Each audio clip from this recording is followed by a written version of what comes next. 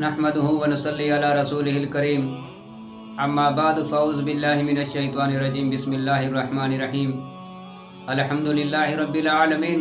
والعاقبة للمتقين والصلاة والسلام عليك يا سيد الانبياء والمرسلين صدق اللہ العظیم۔ میرے نہایت واجب الاحترام معزز سامعین، السلام علیکم ورحمۃ اللہ وبرکاتہ۔ میرے عزیز مسلمان بھائیوں، انسان کے تمام اعمال کا دار و مدار جو ہے وہ انسان کی نیت پر ہوتا ہے، یعنی جیسی نیت ویسی ہی مراد۔ اگر انسان کے دل میں ذرا برابر بھی ریاکاری ہوئی،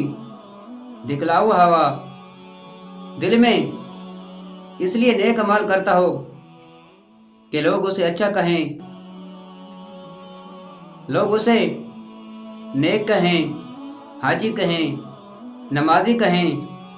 یعنی انسان جو بھی نیک عمل اس لیے کرتا ہے کہ لوگ اس کو اچھا سمجھیں، تو اللہ تبارک و تعالی اس کے سارے اعمال رد کر دے گا اور الٹا اس پر وبال ہوگا۔ حدیث پاک کے اندر آتا ہے، پیارے محبوب صلی اللہ علیہ وآلہ وسلم کی حدیث پاک کا مفہوم ہے، اللہ کے پاک پیغمبر ارشاد فرماتے ہیں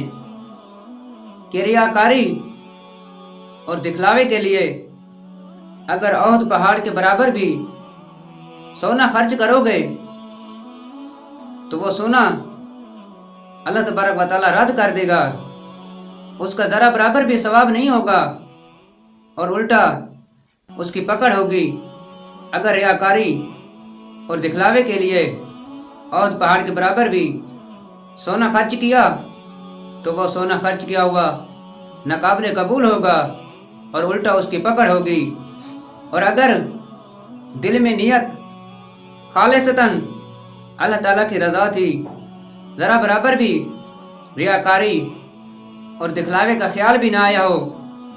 اور اللہ تعالیٰ کے راستے میں کھجور کا ایک دانہ بھی خرچ کرو گے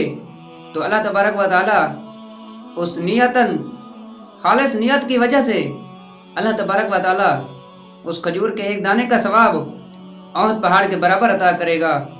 اللہ اکبر مسلمانوں، یعنی ہمیں جو بھی نیک عمل کرنے چاہیے دل میں ریاکاری اور دکھلاوے کا خیال نہیں آنا چاہیے۔ ہم جو بھی عمل کریں دل میں خالصتاً اللہ تعالیٰ کی رضا ہو اور دل میں دکھلاوے کی نیت نہ ہو، اس لیے نیک عمل نہیں کرنے چاہیے کہ لوگ ہمیں اچھا کہیں گے، لوگ ہمیں عبادت گزار کہیں گے۔ لوگوں کے دکھلاوے کے لیے اگر احد پہاڑ کے برابر بھی سونا خرچ کرو گے تو وہ ناقابل قبول ہوگا اور الٹا اس کی پکڑ ہوگی اور وبال ہوگا۔ حدیث پاک کے اندر آتا ہے، پیارے محبوب صلی اللہ علیہ وآلہ وسلم کی حدیث پاک کا مفہوم ہے کہ ایک مرتبہ صحابہ کرام رضوان اللہ تعالی اجمعین دجال کے فتنے کی باتیں کر رہے تھے کہ دجال کا فتنہ جو ہے کتنا ہی سخت ہوگا، کتنا ہی خطرناک ہوگا، جو انسان بھی دجال کے فتنے میں پھنس جائے گا اس کا پتہ نہیں کیا بنے گا۔ صحابہ کرام یہ باتیں کر رہے تھے کہ اتنے میں اللہ کے پیارے محبوب صلی اللہ علیہ وآلہ وسلم تشریف لائے اور صحابہ سے پوچھا، اے میرے صحابہ کون سی باتیں ہو رہی ہیں؟ تو صحابہ کرام رضوان اللہ تعالی اجمعین نے ارشاد فرمایا، اے اللہ کے رسول، ہم دجال کے فتنے کی باتیں کر رہے تھے کہ دجال کا فتنہ جو ہے کتنا ہی سخت اور خطرناک ہوگا۔ تو پیارے محبوب صلی اللہ علیہ وآلہ وسلم نے ارشاد فرمایا کہ اے میرے صحابہ، میں آپ کو دجال کے فتنے سے بھی زیادہ خطرناک ایک فتنہ بتاؤں، ایک عمل بتاؤں؟ تو صحابہ کرام رضوان اللہ تعالی اجمعین نے ارشاد فرمایا، جی یا رسول اللہ، ضرور بتائیں، وہ کون سا فتنہ ہے جو دجال کے فتنے سے بھی زیادہ خطرناک ہوگا؟ اللہ اکبر مسلمانوں، پیارے محبوب صلی اللہ علیہ وآلہ وسلم نے ارشاد فرمایا کہ اس شخص کا عمل دجال کے فتنے سے بھی زیادہ خطرناک ہے جو اس لیے نماز کو خوبصورت کر کے پڑھتا ہے کہ لوگ اسے دیکھ رہے ہیں۔ یہ اس کا عمل دجال کے فتنے سے بھی زیادہ خطرناک ہے۔ اللہ اکبر مسلمانوں، یعنی پیارے محبوب صلی اللہ علیہ وآلہ وسلم نے ارشاد فرمایا کہ انسان جو لوگوں کے دکھلاوے کے لیے نیک اعمال کرتا ہے تاکہ لوگ اسے نیک کہیں، نمازی کہیں، عبادت گزار کہیں، تو اس کا یہ عمل دجال کے فتنے سے بھی زیادہ خطرناک ہے۔ اللہ اکبر مسلمانوں، ہمیں چاہیے کہ ہم جو بھی نیک اعمال کریں دل میں نیت صرف اللہ تعالیٰ کی رضا ہو۔ اگر دل میں ذرا برابر بھی ریاکاری کی یا دکھلاوے کی سوچ پیدا ہوئی تو انسان کے سارے اعمال جو ہیں تباہ و برباد ہو جائیں گے، ناقابل قبول ہوں گے، اور قیامت والے دن الٹا اس کا وبال ہوگا۔ مسلمانوں، حدیث پاک کے اندر آتا ہے، پیارے محبوب صلی اللہ علیہ وآلہ وسلم کی حدیث پاک کا مفہوم ہے، اللہ کے پاک پیغمبر ارشاد فرماتے ہیں قیامت والے دن رب العالمین حافظ قرآن کو بلائے گا اور ارشاد فرمائے گا تو دنیا میں کس لیے قرآن پڑھتا تھا، کس لیے قرآن حفظ کیا تھا؟ تو حافظ قرآن ارشاد فرمائے گا اے رب العالمین، میں آپ کی رضا کے لیے اور اپنی بخشش کے لیے قرآن مجید پڑھتا تھا۔ تو رب تعالیٰ ارشاد فرمائے گا تو جھوٹ بولتا ہے، تو دنیا میں اس لیے قرآن پڑھتا تھا تاکہ لوگ تجھے قاری کہیں، حافظ کہیں۔ تیرے دل میں یہ خیال ہوتا تھا کہ میں قرآن پڑھوں گا تو لوگ مجھے حافظ صاحب کہیں گے۔ تو دکھلاوے کے لیے قرآن پڑھتا تھا، تیرا یہ عمل ناقابل قبول ہے اور تیرا یہ عمل رد کیا جاتا ہے۔ اللہ اکبر مسلمانوں، پھر پیارے محبوب صلی اللہ علیہ وآلہ وسلم نے ارشاد فرمایا اللہ تبارک و تعالیٰ ایک عالم کو بلائے گا اور پوچھے گا عالم صاحب یہ تو بتا کہ دنیا میں